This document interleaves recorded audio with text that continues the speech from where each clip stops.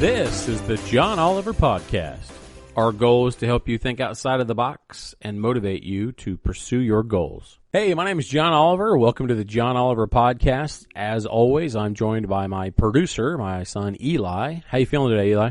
Doing good. Good. Excellent. Each week, we challenge you with the simple question, what are you doing with the rest of your precious life? So today, we're starting a new series on goals. Today's episode we're titling Why Set a Goal? Makes me think about the three largest goals I've had in my life, and I want to discuss just a little bit of that with you. But first, I want to talk about a goal that we literally just set up this week for Eli in school. So what we've done is on a dry erase board, I surprised him, and I wrote down all of his classes and what his current grades are. And to the right, I wrote what I thought the end result or what his finishing grade should be by the end of the semester. And I put a little check mark box to the left for completion that we've achieved it. So I brought him in and go, hey, why don't you check out the board? What do you think? And he's like, oh, that's cool. I like that, I think. And then I erased the grades, and then I had him write the grade in himself of what he thinks the finished grade should be. What do you think about the board? I think it's going to help me, encourage me further to reach the, the grades that I want to be at, and help me get a better GPA than last year, and just help me overall. That's cool. I mean, so it's a dry erase board in our office. We spend a lot of time in the office, not obviously doing the podcast, but obviously playing, having fun, literally working, doing schoolwork, and it's just constantly in our face. We turn to walk out of the room, and it's right there, and it's not something to be a pressure, but it's something, it's in his frontal lobe, not really, but it's just right in front of him each time we walk out of here, or you just turn around. It's in our peripheral. We see it all the time. And I think that's what a goal should be. One, it should be, obtainable, tangible. You put it from your mind and you write it out. There's always a plan. So I think it's perfect for him. And it makes me, going back to what I was talking about, those three large goals that I've had through my life. One was weight loss, and two was me and my dad remodeled an 1880 farmhouse that was had a sinking foundation. So that was a ton of work, and I had never tackled something like that. I don't know if I can speak to my dad. I mean, we talked about in the introduction episode of tons of experience, but with construction, that's why I think I like it and my dad likes it so much, is that you encounter these issues that you might not have ever had to deal with before, and you got to learn how to figure them out. That's what's so cool. And then the last one is last year I built a food truck. I bought an old Snap-on truck and gutted it and built a commercial kitchen in the back of it. So going through that process, it made me think, how vastly different they would have been, or what's the process of me setting these goals, because these were legitimate goals. I mean, these were decided on it, knew what I wanted to accomplish, and then set a finish date. But every single one of them, I documented as I went. I did a ton of research before I went into the goal. So weight loss. Hey, is there a magic pill out there that helps you do it? Hey, what is creatine? What do the weight lifters use to cut weight? What are the best exercises? What's your heart rate have to be in order to, start burning fat? All these different things, you do the research. I went to my doctor, said, hey, this is what I want to do. I want to lose this amount of weight. I want to do this. I want to do that. And she was awesome. She the best information she gave me was the Whole 30 food plan. It was like 4 or 5 pieces of paper of what to eat, what not to eat, and that was golden to that point, because I haven't researched the food part of it. I was just counting calories and fat. And then probably the most significant piece, and I'm not going to try to sell you an app, but downloading an app to document every day, not only your weight every day, but what you eat, because that makes you accountable. Like the dry erase board for Eli, you're staring at it, it's right in your face. If you weigh in every morning and you see that trend going down, man, that's great. But if you see the spike up, then you know, oh man, what did I do yesterday? And you know, you can go back to what you ate and like, oh, I shouldn't eat that, or you know when you did it. But it's an accountability, a personal accountability thing for you. The farmhouse, tons and tons of research, digging into house to find out what needed to be fixed, what did I needed to buy.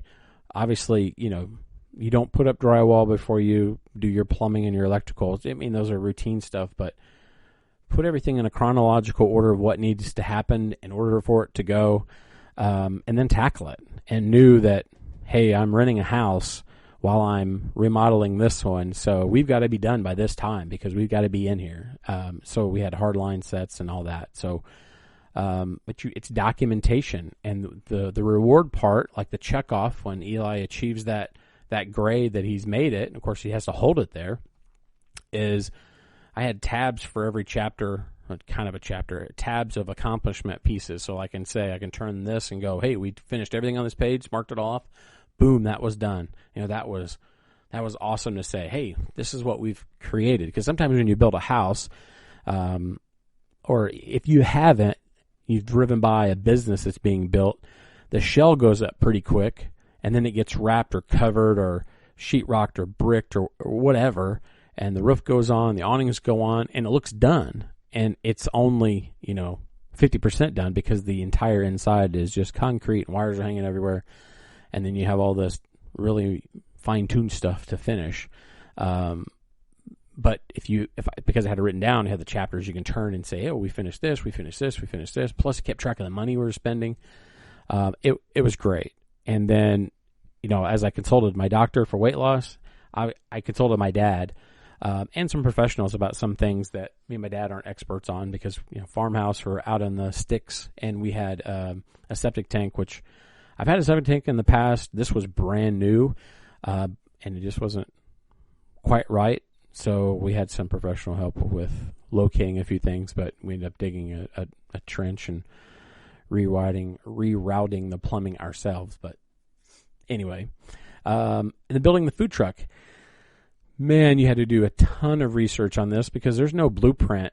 You can't go to a house plans and print this off and say, here's what you do. This is what you do first. There's nothing out there because the food truck industry is so new. And these businesses that build these food trucks, they hoard all this information because that's how they make their money, is the how-to part of it. So knowing that we needed a generator on board, knowing that you needed propane tanks, and I kind of want it to be aesthetically pleasing, so instead of doing vertical, I did horizontal and mount them like an RV, and then ran all the propane lines myself. We put in a fuse panel. Anyway, all this stuff, and tried to consult the experts, but there really aren't any, and if they were, they wanted a boatload of money to answer just crazy questions. I remember going to the Board of Health with floor plans of where equipment was, and they gave me a few tips. They liked the layout. If you've ever designed a kitchen, or the little triangle where the sink and the stove and the refrigerator, you all kind of want to make sure it's in a convenient spot.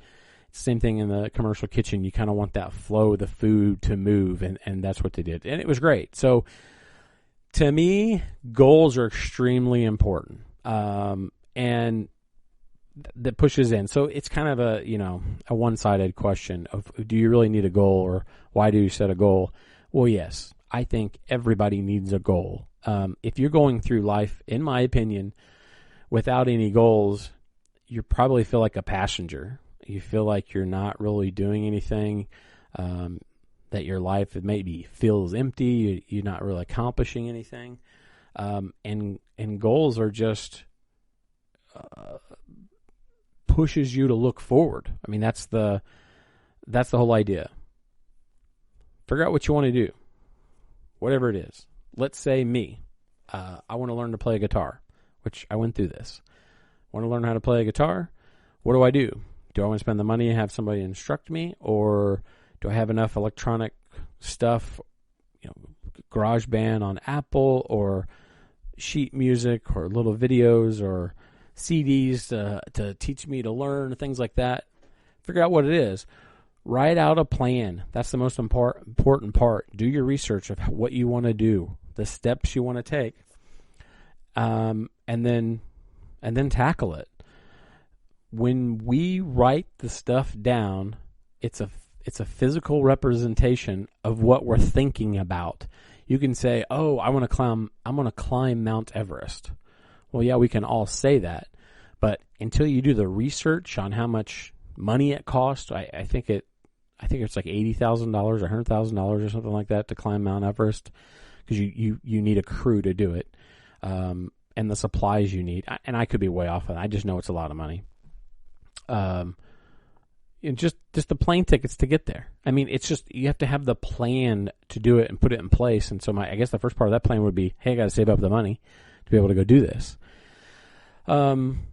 Goals simply turn those dreams, aspirations, those huge obstacles that you might think that you can't achieve into obtainable goals. I mean, if you break it down into tasks. Now, doing the research, reading a few books, I've come across this really cool acronym, and it's SMART. It's literally SMART. It is the stepping stones for setting a goal to be specific, measurable, attainable, realistic, and time-bound. And that summarizes it all. I'm not going to memorize this. I've got it written down, and I'm cheating. I'm looking at it here. But it's spot on. It is spot on. I can't even break that down. It already did it for you. So Eli's school goals. I keep going back to that because it's simple. It's something we just threw on the board. He could have several goals. This is just one of them. You could have several goals. I don't suggest just having one goal. You want to have many out there. This one he really can't get away from. He can't change the goal. If he has all straight A's, yeah, he might want to change the goal because he's already achieved this. There's not really any purpose to have it up there because he's got it. As long as he maintains it, we're there. It's specific. We listed each class, listed the grade. Measurable. Well, obviously the grades. We're here. It needs to be here. Is it obtainable? Absolutely, it's obtainable. Realistic? Absolutely, it's realistic. He's living it. And time-bound. He's got to get it done by the end of the semester. Boom. All the steps right there. It's very, very easy. The smaller goals. Now, this is another thing I found in just about everything that I've seen, especially doing the research and thinking back to my main goals.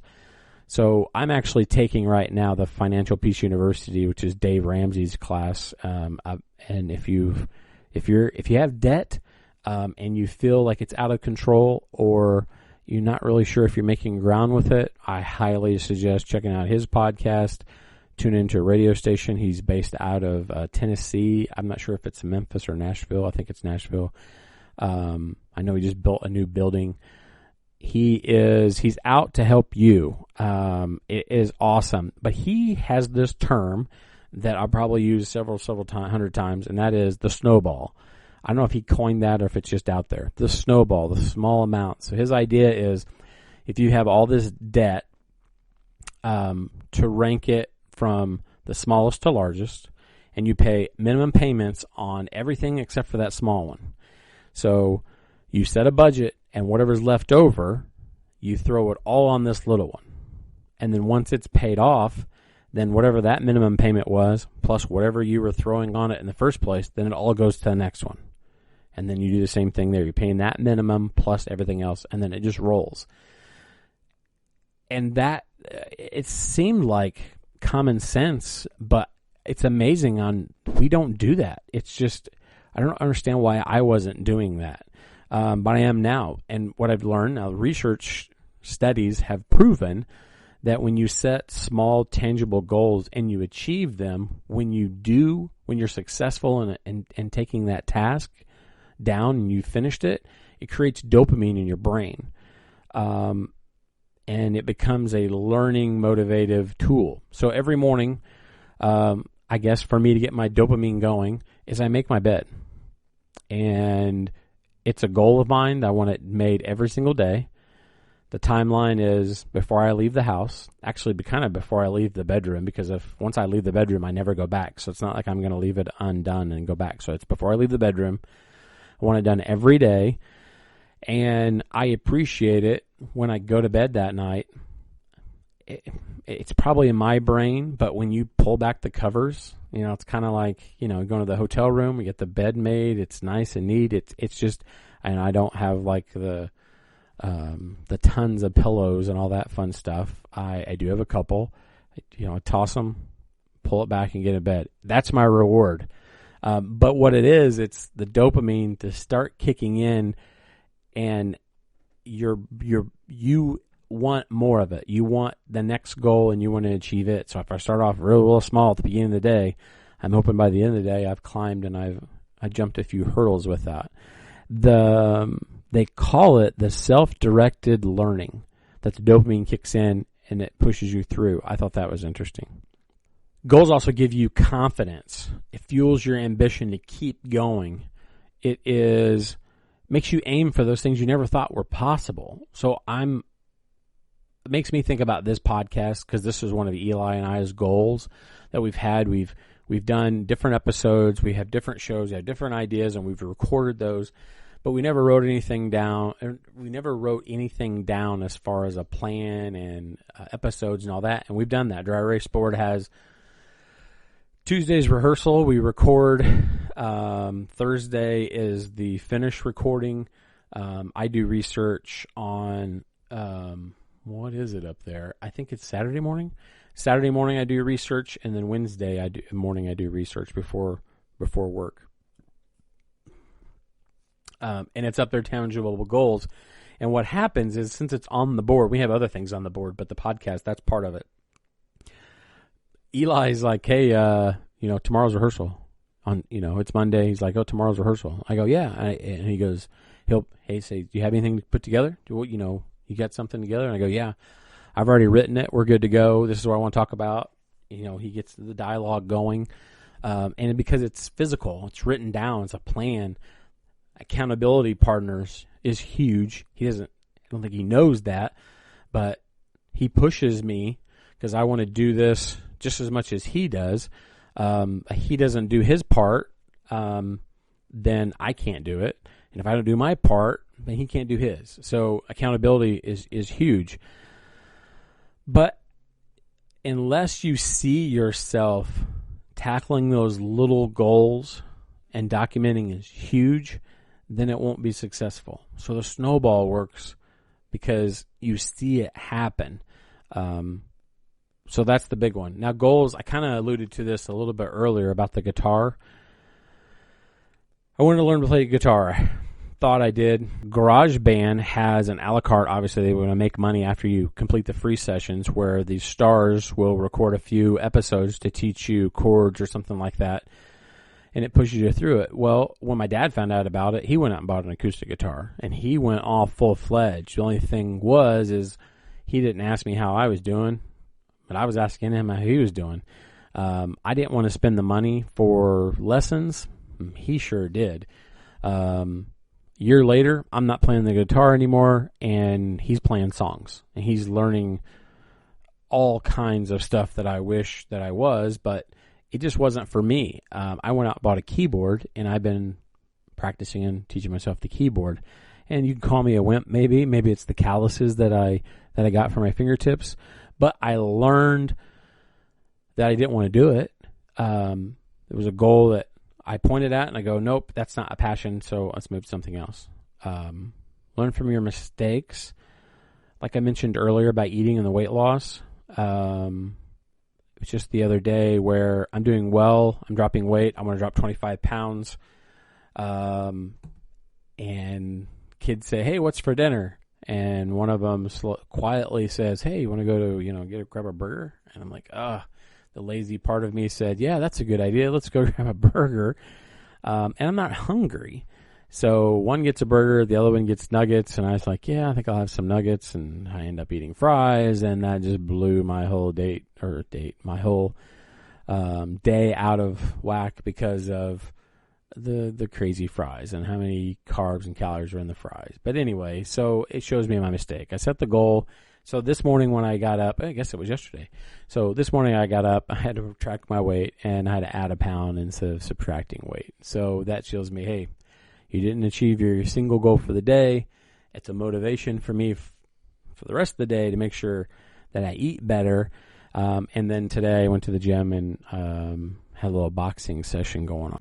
So goals help you live your life to the fullest. So multiple goals.